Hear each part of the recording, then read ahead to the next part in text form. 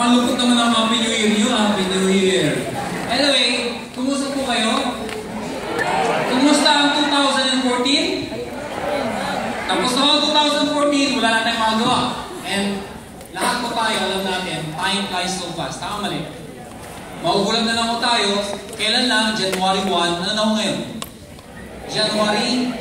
Ba't pinagsabing 10? January 11. Parang kailan lang?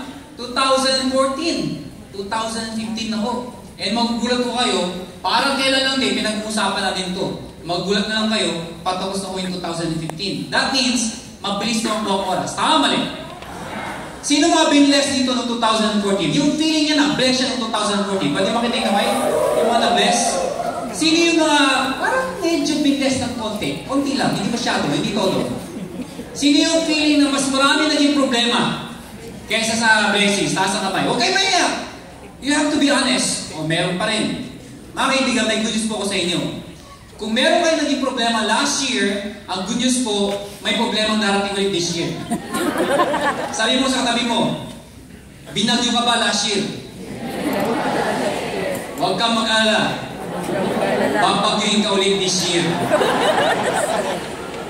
O, tingin mo, nagsasalita pa lang, bagyong-bagyo na. Bagyo!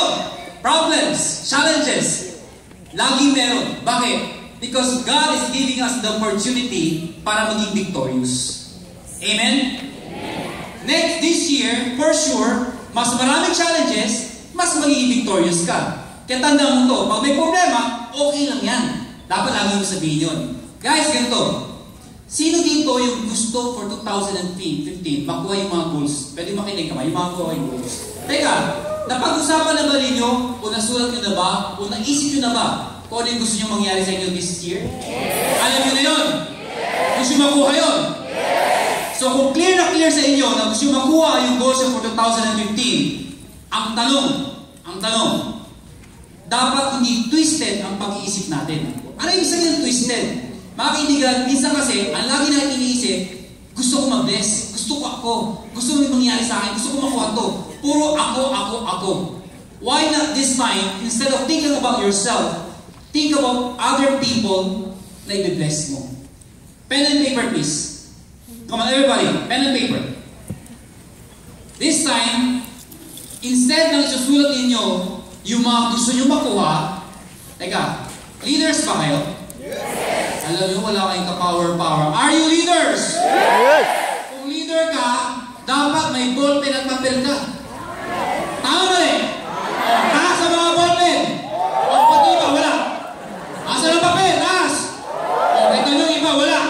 Sabi mo sa doon sa katabi mo, wala. Leader ka ba talaga? Kung leader ka, dapat may ballpen at papel ka. O, kung meron kayo extra, ibigay nyo. Dapat meron lahat.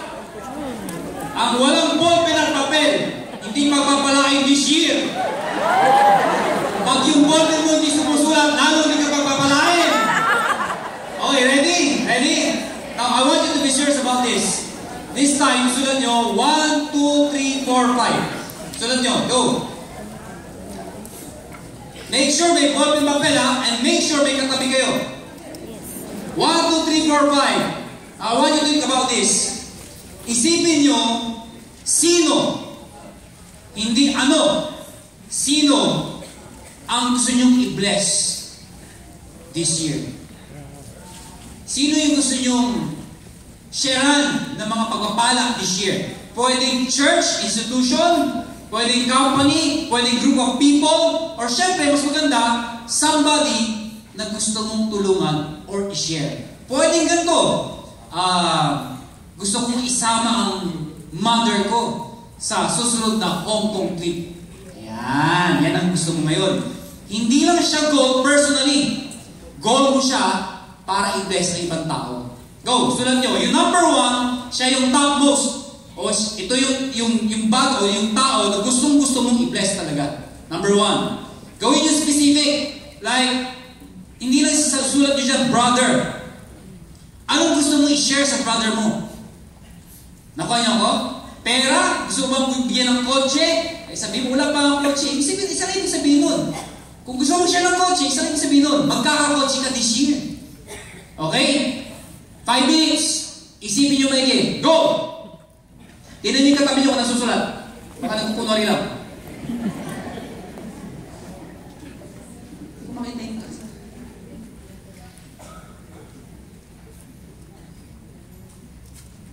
Ano ko po?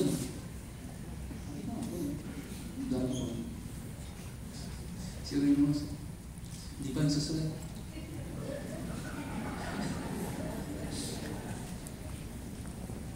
Ano, na-excite ba kayo? Na-excite kayo? Ang ganda na sagot niya. Na-excite ba kayo? Yes! Parang mas gusto nyo kayo i-bless kaysa mag-bless kayo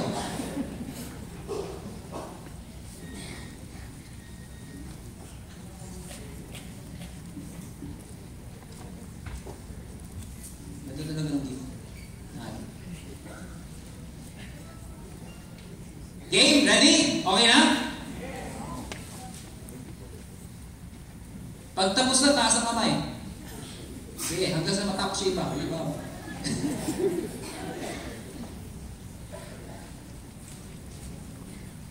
Isipin nyo maigi ano ba talaga, sino ba talaga yung tao gusto kong i-bless?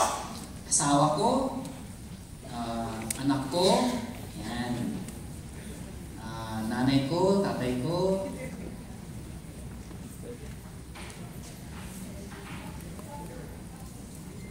Tapos na? Sige, habang nagsusulat yung iba, i-explain ko sa inyo bakit importante po ito. Bakit importante? Kasi I do believe there's plenty of harvest for this year.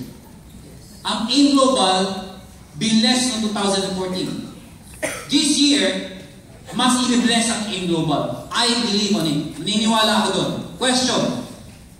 Ang tanong, kasama ka ba doon? Yes. Kasama ka ba doon? Yes. Kung kasama ka, dapat ang mas importante, then sure na i-bless ka this year, dapat ang importante, sino ang i-bless mo? Remember, we are just a channel of blessings. Hindi pwede ang blessing sa'yo lang. Kailangan ipasa mo. Kailangan ipamigay mo, ipamahagi mo. Now this time, this is very important. Why? Every time you have problems, every time you have challenges, every time na gusto mo mag-give up, lagi mo tatandaan, paano ko i-bless itong mga tao to? How can I bless them if I quit? Naiintindihan siya sabi ko? Last year, sabi ko, impose yung goals nyo. Saan? Doon sa mga places, sa bagay, na very comfortable kayo. For example, naalala nyo sinabi ko, pag live kang nanood ng TV, at kumakain ng oras, ilagay mo yung goal mo sa ibabaw ng TV. Bakit? Para tuyanog ka ng TV, nakita mo yung goal mo, teka lang yung goal ko. Papatayin yung TV. Mas importante yung goal ko kaysa TV. Kung mahilig ka matulog, yung tipong tanghaling takot na, talagang 30 minutes pa. 30 minutes pa. Ha? Yung tulog mo mahaba, saan mo ilalagay? Sa kawa mo. Bakit? Kasi pag tuwing nakikita mo yung goal mo, kikisingin ka. You remember yung Hollow Man? Remember, nagpala niyo ba yung Hollow Man? Hollow Man ba yun? Invisible Man? Hollow Man? Hollow Man. Di ba nung nilagay niya sa sarili niya ng tao doon? Basta nung nawala siya, naging invisible siya, umuwi siya sa pad niya. Pag upo niya doon sa couch, sa malambot na couch, paghiga niya, pagtingin niya sa ibabaw, ano nakalagay? Ano nakasulat? You must be working. So, ang sarap ng feeling, nasa couch siya, pagtingin sa taas, you must be working. Automatic, tumayo siya. Trabaho ulit. Nakuha niyo yung point ko? Ilalagay niyo sa mga bagay o places na very comfortable. But this time, kung hindi effective yun sa iba sa inyo, this time, baguhin mo natin. Ang ilagay nyo, yung picture ng taong gustong i-bless nyo. Feeling ko, this time, mas magiging effective yun. Bakit? Kasi mas importante emotions, mas tapos sa puso. Pag nakita mo yung mga tao gusto mong i-bless, gusto mong tulungan, gusto mong iangat sa buhay, mas may kurot sa puso. Tama ba rin? Tama. Uy. Tama eh. Tapos na ba? Tapos na? Yes. Okay. Now this time, ibigay mo sa katabi mo. Bigay mo. Papirmahin mo. Ha? Ha? Ilagay nyo, sabihin mo, witness, pangalan, pirma. Yan, para lang totoo. At hindi yan kumari lang. Sige, pag kulang ng 5, sabihin mo sa kanya, ay, hindi ka talaga i-bless kasi ayaw mag-bless. Pag walang sinula, hindi i-bless yan. Go, go.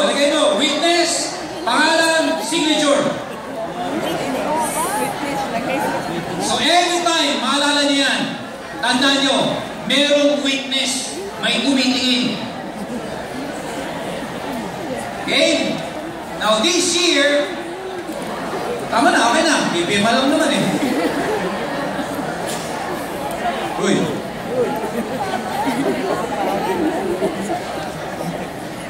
Okay? Okay na? Napirma na? O, itaas yung mga papel pag napirma. Itaas. O, bakit iba? Walang tinataas. Ba't iba? Wala. Okay. O, pwede mo palapakan yung mga gumawa. Palapakan naman natin. Hindi.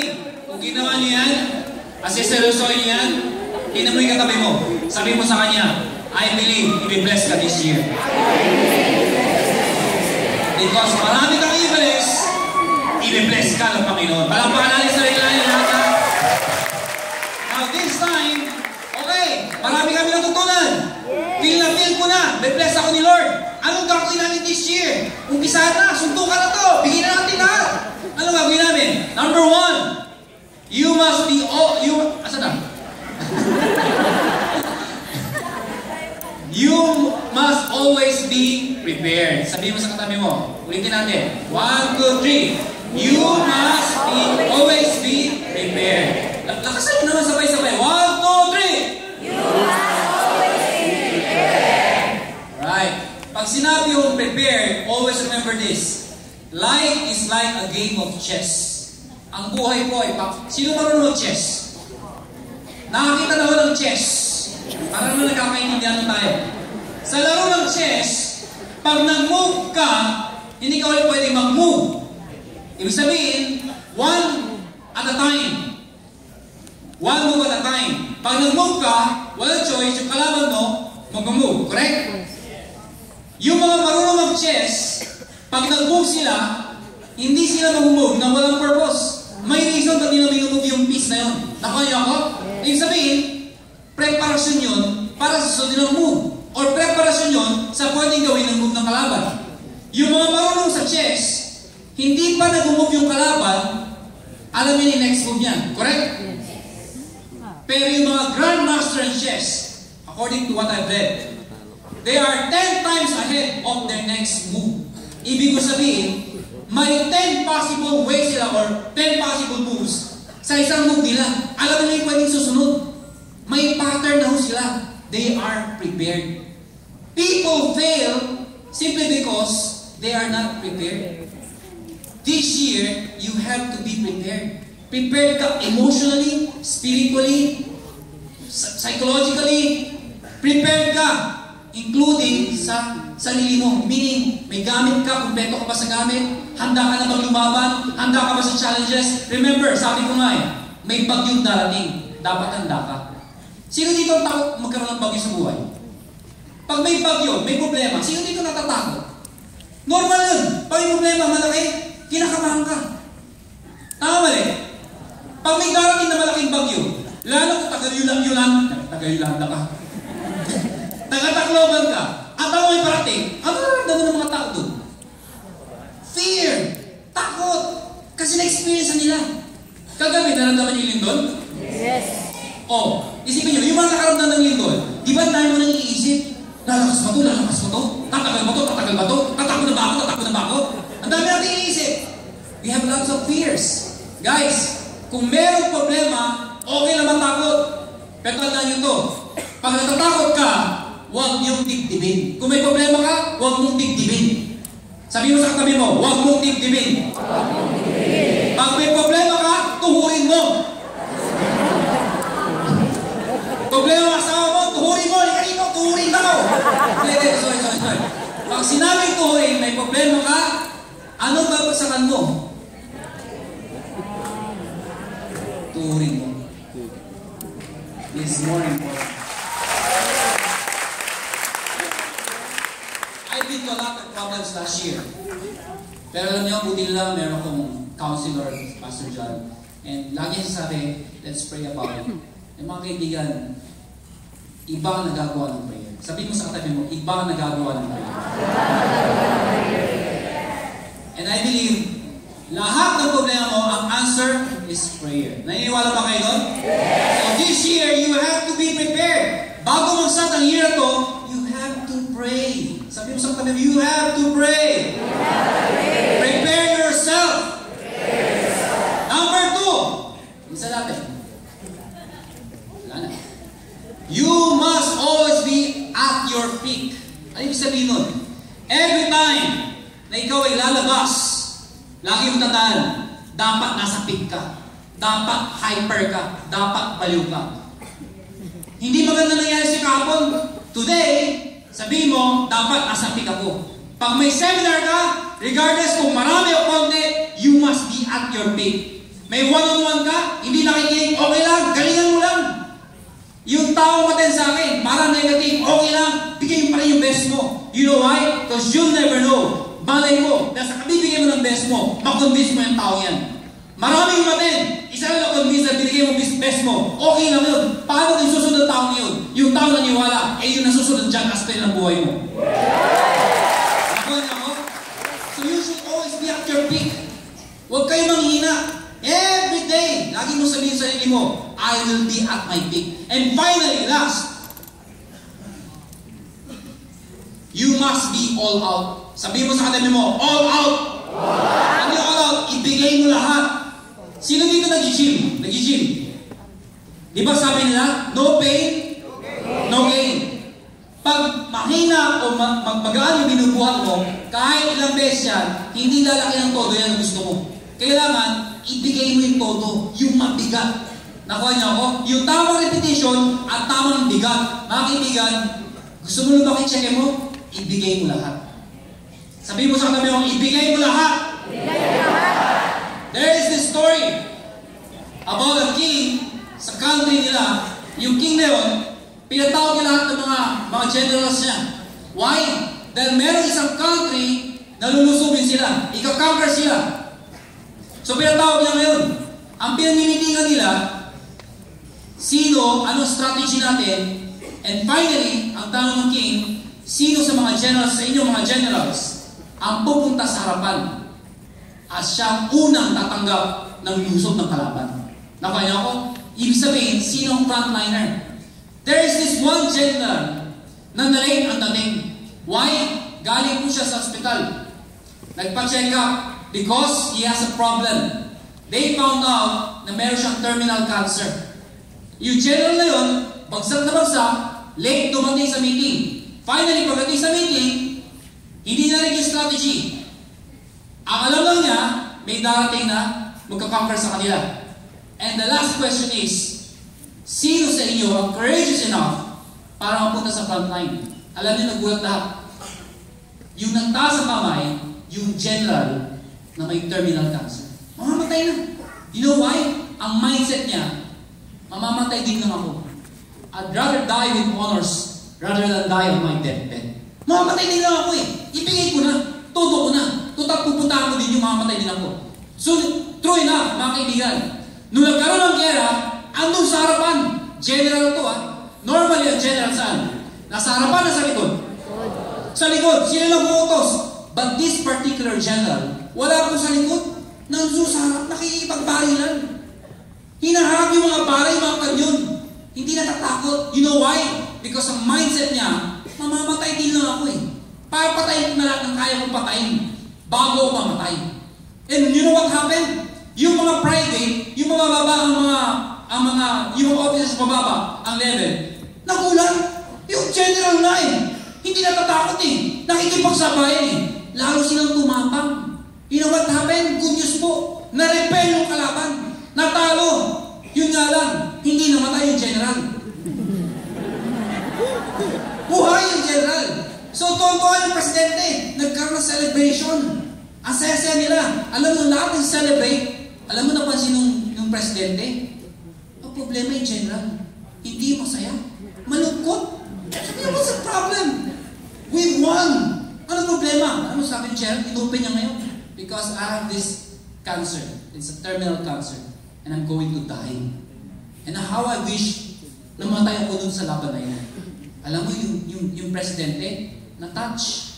Dahil sa na-touch siya, pinatawag niya lahat ng espesyalista doon sa country na yun. At ang goal, pagilingin yung general. Alam niyo, good news po, gumaling yung general. Dahil nag-focus sa kanya, gumaling yung general. Ang di nila alam, yung country pala na nag-conquer, may second batch, nagka-conquer ulit, lose ulit. So nagkaroon ng meeting ngayon. So siyempre, yung presidente, dahil ikaw ang panalo, ikaw ulit ang nasa frontline. Dahil nasa frontline ulit siya, alam niyo nasaan siya? Wala sa harap, andun na sa likod. Kayo na mga kayo, lusok kayo. Ayaw niya, bakit? Dahil meron na siyang reservations. Dahil magaling na siya. Dahil alam niya, okay na siya, hindi na siya mamamatay. Do you have a lot of reservations in your life?